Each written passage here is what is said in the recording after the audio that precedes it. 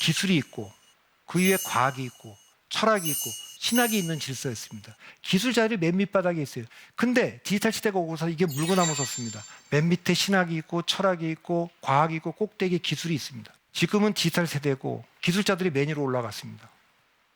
일론 머스크, 샘 올트먼, 젠슨 황, 량원펑 이런 사람들이 쥐락펴락하는 세상이에요. 미래를 예측하는 가장 좋은 방법은 미래를 만드는 것인데 그들이 만들고 있잖아요.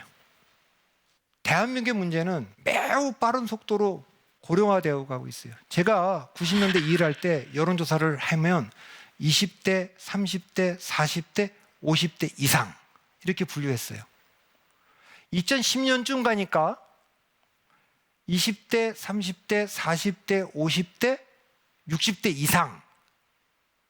2020년이 되니까 20대, 30대, 40대, 50대, 60대, 70대 이상. 그럼 2030년은 어떻게 될 것 같습니까? 2030년에 5년 뒤에는 많은 사람들이 80대 이상이 추가될 거라고 예상하겠지만 그보다 더 중요한 건 30대 이하로 한 그룹이 묶인다는 겁니다. 이게 왜 무섭냐?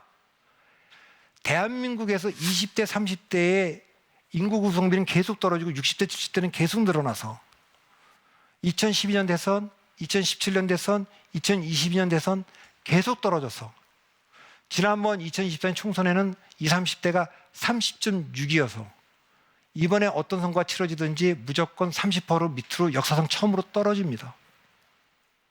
60대, 70대는 처음으로 30%를 넘어서 계속 늘어날 겁니다. 그런데 놀라운 건 뭡니까? 2016년부터 20대, 30대가 지지하는 세력이 선거를 다 이겨갔다는 겁니다. 인구는 계속 주는데 왜 영향력은 더 커졌느냐? 투표율이 급상승했기 때문에 그렇습니다. 2030에게 압도적인 지지를 받고 당선된 문재인 전 대통령.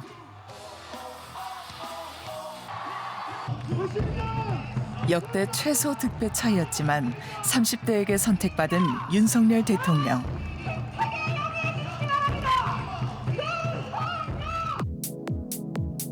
(2012년) 이래 주요 선거에서 줄곧 2030의 표를 더 많이 얻은 후보가 승리했습니다.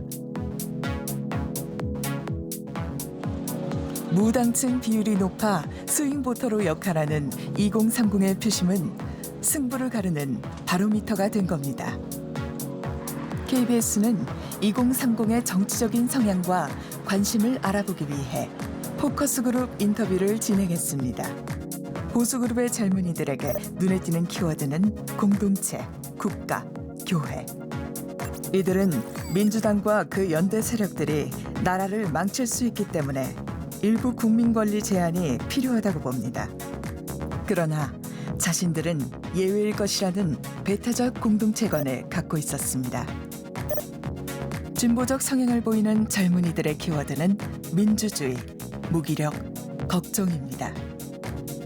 갈등을 정치가 해결하는 것이 민주주의인데 갈등 해결이 상식적인 절차 안에서 이루어지지 못하는 현실에 큰 무기력감을 느끼고 있었습니다.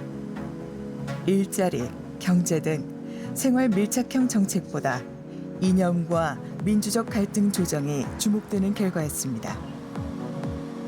2030이 던지는 질문, 앞으로 리더가 응답해야 할 과제일 것입니다. 예전에 20, 30대는 투표 안 했어요. 60대의 절반도 안 됐어요. 그런데 노무현 대통령의 비극적 죽음, 2009년이죠. 2014년은 사전투표제의 도입, 박근혜 대통령 탄핵을 거치면서 정치에 대한 관심이 커졌어요. 2017년 대통령 선거는 20대가 40대보다도 투표율이 높아요. 이것은 매우 중요한 겁니다. 왜 20, 30대가 더 정치를 많이 올라와야 되냐? 아까 말했지만 학벌과 운동권의 지대가 그걸로 수십 년을 버틴 사람들이 양당에 대한민국을 이끌고 있으니 대한민국이 혁신이 일어날 리가 없지 않습니까?